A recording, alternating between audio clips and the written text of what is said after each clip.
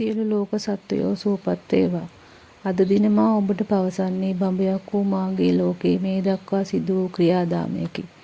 සම්මත ලෝකයේ සෑම කටයුත්තක්ම සිදු කරන්නේ හඳහනට අනුවය. මාගේ හඳහනට අනුව මාගේ අධ්‍යාපනය කඩාකප්පල් වීම, රැකියාවක් නොලැබීම, විවාහය අසාර්ථක වීම ආදී කරුණු සඳහන් වී තිබිනි. නමුත් මා තුළ තිබූ නොසැලෙන ගුණය හා අදිෂ්ඨානය නිසා ඒ කියූ දේවල් බොරු බව මා ඔප්පු කළ පෙන්වා ඇත. ඇත්ත වශයෙන්ම විවාහ වීමට මාගේ සිතේ බලාපොරොත්තුවක් නොතිබිනි. නමුත් මාගේ අම්මාගේ ආශාව වූයේ මා විවාහ විය යුතු බවයි. සම්මත ලෝකයට අනුව මාගේ විස්තර මංගල දැන්වීම් වල පළ කර මාහට මනමාලිකු සෙවීමය. අවසානයේ මාගේ වයස අවුරුදු 30 දී මාගේ ස්වාම පුරුෂයා මුණ ගැසිනි. මේදී මාගේ අම්මා කියූ නිසාවත් නොව මාගේ සිතේ යොව් කෙරෙහි කැමැත්තක් ඇති වූ බැමි විවාහ වීමට තීරණය කළාය. ඇත්ත වශයෙන්ම ඔහු සුරා සෝදුවෙන් තොර හොඳ ඉවසීමක් තිබෙන දියුණු වීමට කැමැති, හැමදේම කැපවීමෙන් ඉටු කරන හොඳ හදවතක් ඇති මිනිසෙකි.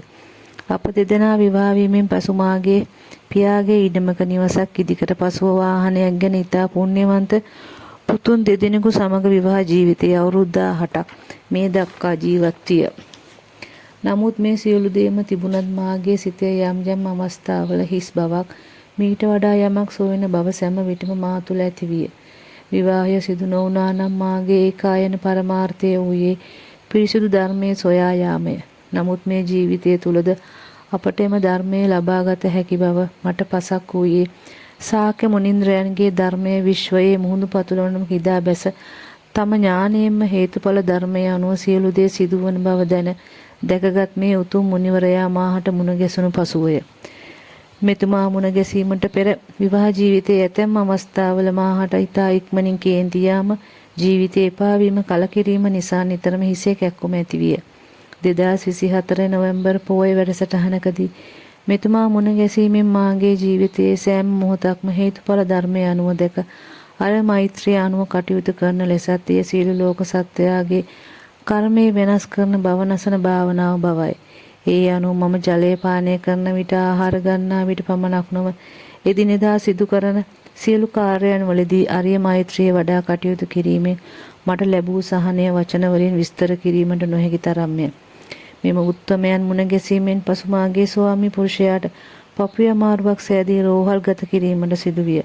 රෝහල් ගත කරන විට ඔහුට සම්මතයේ ඇති ප්‍රෙෂර්, ෂුගර්, කොලෙස්ටරෝල් නොතිබිනි. වෛද්‍යවරු පැවසුවේ heart attack එකක් සෑදී ඇති බවයි. පසු ඔහුගේ බුරිය වටේ ඉන්ජෙක්ෂන් 7ක් දින 7ක් තුල ගසන ලදී. ස්වාමියා රෝහල් ගත කළ බව මෙතුමාට දැන්වූ විට මාහට පැවසුවේ අරිය මෛත්‍රිය වඩා ඩයියව බයිපාස් එකකට නොවන ආකාරයට හිතේ අදිෂ්ඨානයක් ඇති කරගත යුතු බවයි. පසුව එකෝ පරීක්ෂණයේ මගින් පැවසුවේ හදවතේ නහරවල ලේ කැටි සිරවී නැති බවත්, හදවතේ සෙම ඇති බවත්ය. සම්මත වෛද්‍යවරු පවසන ආකාරයට heart attack එකක් සෑදුණු රෝගියෙකුගේ එකෝ පරීක්ෂණයෙන් හදවතේ සෙම ඇති බව පැවසීම විහිළුවක්ය. මෙම වෛද්‍යවරු මොනතරම් රෝගීන්ට බොරු පවසා රෝගීන්ගේ ජීවිත අනතුරේ දමන මිනී මරුවන් නොවේද? මාහට හමු මේ උතුම් මුනිවරයා නිසා දේශීය කැඳ වර්ග වලින් ඔහුගේ අසනීප තත්ත්වය සුව විය. සම්මත වෛද්‍යවරුන්ට ස්වාමයාගේ රෝගය කුමක්දයි සොයා ගැනීමට නොහැකි විය. නමුත් මෙතුමා ඒ සොයා ගන්නා ලදී. එනම් කුඩා කාලයේ හිස වැදීමෙන් නැති වූ තැල්මක් හේතුවෙන් පපුවට ලේ ගමන් නොකිරීමෙන් නැති වූ තත්ත්වයක් බවයි. කාලයක් තිස්සේ හිසේ කැක්කුම, වම් අත කැක්කුම තිබූ නිසා සම්මත වෛද්‍යවරුන්ගෙන් බෙහෙත් ගත්තද සුව නොවිය. මෙතුමා හිස ගැල්වීමට දුන් බෙහෙත් තෙල් නිසා එම වේදනාව නැති විය.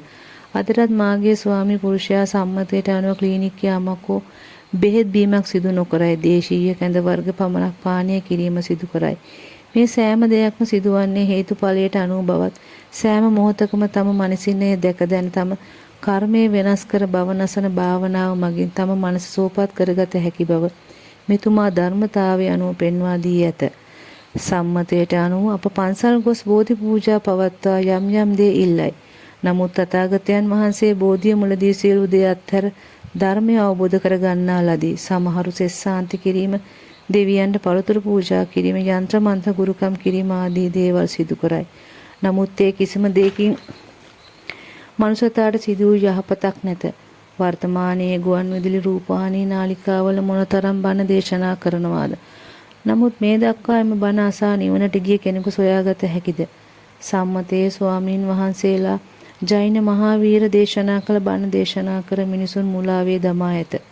නියම ධර්මයේ පෙන්වා දුන් විට තමන්ට ලැබෙන දානය සහ අනිකුත් සැප සම්පත් නොලබී යන බැවින් නිහඬ වී සිටී. සම්මතයේ හාමුදුරුවන් දුක ගැනම පවසමින් මිනිසුන්ට ජීවිතයේ විඳීමට විඳවන තැනට පත් කර ඔවුන් පන්සලට වී සුර සැප විඳිමින් සිටී. නමුත් අපගේ තථාගතයන් වහන්සේ දේශනා කළේ ජීවිතයේ විඳීමටය. ඒ තුල ධර්මය දැක දැන හේතුඵල ධර්මයේ අනුව අවසානයේ ඉපදීමෙන් මිදී නිදහස් වීමේ දහම් මඟ වර්තමානයේ පහළ වී සිටින අප උත්තමයන් වහන්සේ දේශනා කරන නියම දහම වේ. මේ උතුමන්ගේ දහමට අනුව බඹයක් වූ මේ ශරීර කෝඩුවේ සිටින්නා වූ ජීවීන් යනු අපගේ ඥාතීන් මෙරි ඔවුන් අපගේ ශරීරයේ පණුවන් ලෙස ජීවත් වීමයි. මනුෂ්‍යතාද නර පණුවේකි. මෙම ඥාතීන් විසින් සෑම මොහොතකම අපව මෙහෙවන බව ඉතා පැහැදිලිව කිව හැක. සම්මතයේ හාමුදුරුවන් කරන්නේ මරණ පසු ඥාතීන්ට පින්දී ඔවුන් අප ළඟම තැබීමය. එවිටම ඥාතීන් ලෙඩ කිරීම මනස අවුල් කිරීම තුලින් පවුල් අතර ප්‍රශ්න ඇති කිරීමයි. සම්මතයේ ඔබ සිතයි මරුණු කෙනෙකු අපගේ මනස අවුල් කරන්නේ කෙසේද කියා. එය සිදුවන්නේ එම පුද්ගලයාගේ සිතවිලි අනුවය. පහළ වී සිටින මේ උත්තමයන් පුද්ගලයෙකුගේ ශරීරයේ සිටින්නේ කුමන ඥාතීන්ද කියා පැවසීමට ධර්මතාවය තුලින් දැන දැක ඇත. එතුමා පවසන ආකාරයට අප සෑම මොහොතකම මේ බඹයක් වූ ශරීර කෝඩියේ සිටින්නා වූ ජීවීන් ඉපදීමෙන් මිදී නිදහස් කළ හැක්කේ අපි ජලය හෝ ආහාර ගන්නා සෑම විටම මේ වර්තමාන මොහොතේ මේ ඖෂධයෙන් සියලු ලෝක සත්‍යයට කල්යාණ මිත්‍ර සම්පත්තිය ලැබී ඉපදීමෙන් මිදී නිදහස් වේවා කියා භවනසන භාවනාව කිරීම තුලය. මේ දක්වා ආගමනේ මෙතුමා මුණ ගැසීමෙන් මා තුල ඇති වූ වෙනස් වීම ඔබට පැවසිය යුතුය. කාන්තාවගේ ලෝකයේ ඇලීම ගැටීම මුවා වීම තුල සෑම මොහොතකම වේදනාවට පත්වේ. ඇලීම යනු අපි යමක් අල්ලා ගැනීමයි. සිතවිලි උපදින සෑම මොහොතකම හේතුඵලයට අනුව කටයුතු කිරීම තුල අල්ලා ගැනීම නොව අත්හැරීම තුල සිතෙහි හිස් බවක් ඇතිවේ. ඒ හිස් බව තුල මනස සැහැල්ලු වේ. සම්මතයේ මිනිසුන් සෑම විටම කරන්නේ අතීතයේ සිහි කරමින් අනාගතය ගැන තැවි තැවි ආශාවන් පසුපස ගොස් දුකටපත් වීමයි.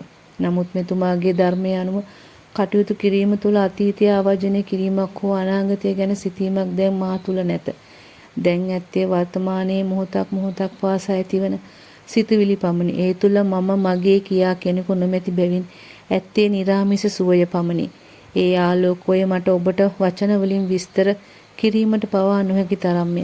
ජීවිතයේ සෑම දෙයක් දිහාම ඉතා පිරිසුදු මනසින් බැලීම තුළ තරහව දුක වේදනාවටපත් වීම කලකිරීම ආදී කිසිවක් දැන් මා තුළ නැත. අපගේ ශාක මුනින්ද්‍රයන්ට දෙවිනි වන්නේ කාන්තාව පමණි. මේ ධර්ම දීපයේ දැන් පහළ වී සිටින අපගේ උත්තමයන් වහන්සේගේ කර්මය වෙනස් කළ හැකි විශ්ව ධර්මතාවය අනුව කටයුතු කිරීමෙන් සියලු ලෝක සත්වයන්ට කල්යාණ මිත්‍ර සම්පත්තිය ලැබී ඉපදීමෙන් මිදී නිදහස් විය හැක. සියලු දෙනාම සුවපත් වේවා.